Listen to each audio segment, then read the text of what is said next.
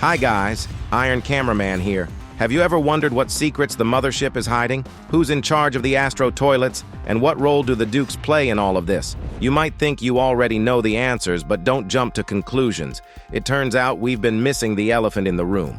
And on top of that, today you'll also learn who's behind Juggernaut's mask and just how many of these fighters there are. As a bonus, I'll explain who the Alliance leaders are. As you can see, there's a lot to cover today, so watch until the end, and don't forget to like and subscribe. Let's go! I'm guessing from this intro, you've already figured out that today's episode will feature your favorite segment where I break down popular theories and questions from the fandom. The first question we'll tackle is, why didn't the mothership attack the Titans when it first appeared? What kind of weapons does it have, and what can it do? Let's start with why it didn't attack. Each Astro has its own role. UFOs handle reconnaissance, while various ground and air Astros attack the targets they're most effective against. Elite fighters like Scorpion, Juggernaut, and the Duchess are equally strong against all enemies and act independently, capable of making decisions on their own and fighting without support from allies.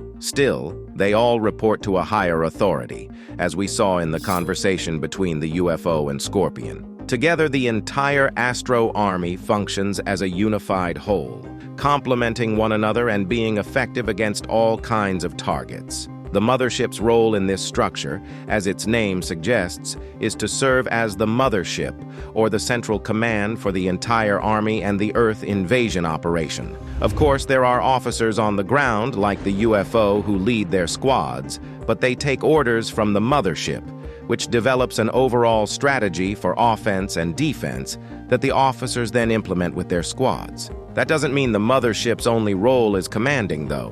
Based on its sheer size, which even surpasses the Astro Titan G Toilet, it's probably the most powerful Astro fighter meant to destroy similar Titans, those of the Alliance. So why didn't it attack the Titans when it first appeared? The answer lies in its form. We've seen an Astro shift from battle mode to mobile mode in its fight with the TV Man Titan, using hyperjump in its mobile form. The mothership likely also arrived in mobile mode, but unlike a smaller Astro, its transformation would take so long that TV Man would have had time to teleport a dozen times. Thanks to the UFO's intel on the TV Man Titan's ability, all incoming Astros would have known in advance, which is also why they wore protective goggles and headphones against speaker men and TV men. If the mothership tried to transform in front of the Titans, it would only reveal its true power without actually getting the chance to use it. What power, you ask?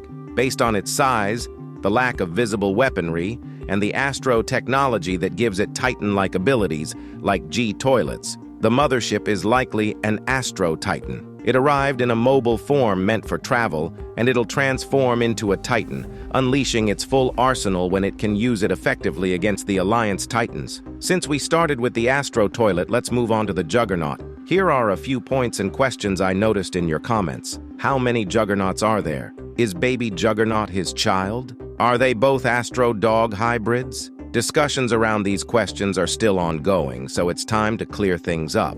First, let's look at the number of Juggernauts. It's obvious his weaponry isn't unique, since we've already seen two fighters equipped like him. But why, then, isn't every Astro fitted with the full arsenal? The arms, pincers, energy sphere cannon, and tentacles. The reason is that standardized weaponry, which is identical for all, is simple and cheap to produce. That includes energy shields, hyper engines, and laser cannons, which most Astros have. However, other types of weaponry in the Astro ranks appear to be experimental, and they're usually given first to elite solo fighters who act on their own. So the number of Juggernauts, Scorpions, Duchesses, and other elite fighters is limited because they specialize in solo combat and don't need support from other fighters like them, unlike the regular Astro forces. This also gives Astros a chance to test experimental weapons and refine or discard them before moving to mass production. Now, what about baby Juggernaut and their species? The answer lies in their character design. If you look closely, you'll see that baby has a feature Juggernaut lack, a tail.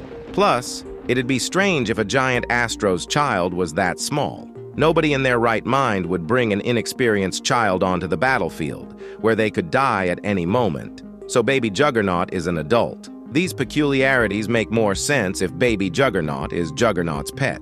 This would explain the similar gear, Juggernaut's reaction to baby's death, and the term baby, which can also be used as an endearing term like sweetie or cutie. This leads us to another conclusion. Juggernaut isn't an Astro dog hybrid. In the last video, we touched on this a bit, but based on your response, you really liked it, so I decided to dive deeper. If there's a Duchess and a Duke, could there be a higher ruler in the Astros, like a king or emperor? Let's start with the title of Duke. Historically, they were regional rulers with their own armies and lands, emerging during the conquest of free or occupied territories, so they were representatives of warfare. Later, as power became centralized around a king, the title remained as a tradition. What do we see with the Astros? A regular army stationed on Earth under the mothership's command, indicated by the Duchess's late arrival, meaning the invasion happened without her. We didn't see any escort squad with her, and the Astros she joined belonged to the regular army, as shown by the UFO's order to follow the plan without taking orders from her. In this same conversation, we can see the UFO addressing her with respect, warning of the threat to her life and confirming if she really wants to participate. She also has no visible rank. All this suggests that the Duke title among Astros has lost its main privilege, a personal army. It probably remains as a tradition, with Dukes possibly serving as stewards of conquered planets. The UFO's concern for the Duchess's participation feels more like someone indulging in a hunt, which we see in the Astros and Duchess's maniacal expressions as they mercilessly kill even their own kind, the Skibidi. They clearly enjoy it. And what about a ruler? Given the presence of a regular army not answerable to the second highest title after king, the Duke, the power is likely centralized and belongs to an emperor-conqueror rather than a king, who is typically more of a diplomat. Other systems, like Westminster-style governments, are probably unlikely for the Astros. Speaking of power and its representatives, what's going on with the Alliance? Are Titans the heads of their factions?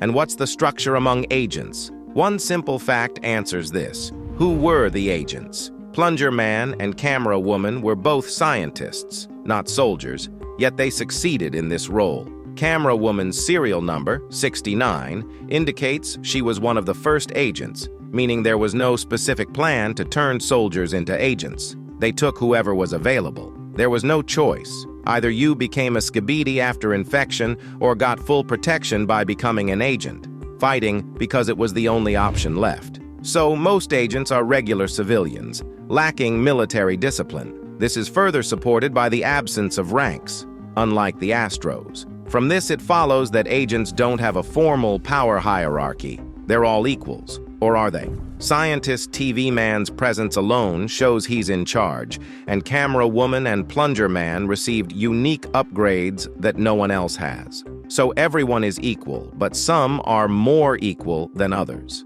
Yes, the agent's hierarchy is built on informal leadership, where those who distinguish themselves on or off the battlefield earn more respect, making others follow them.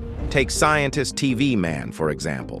Both times he discussed things with the TV Man Titan, the Titan showed zero subordination, getting upset and even ignoring the scientist the second time, teleporting into battle. He could have done the same in the first instance if not for the Astros' sudden invasion. Also, we've seen the Camera and TV Men base a few times, but there was no command center creating plans. The Alliance resembles an underground resistance or guerrilla group with a similar structure. Leadership arises naturally from strength or other traits. Be sure to subscribe to the channel so you don't miss future videos, and drop your theories in the comments. Yours might end up in the next episode. See you!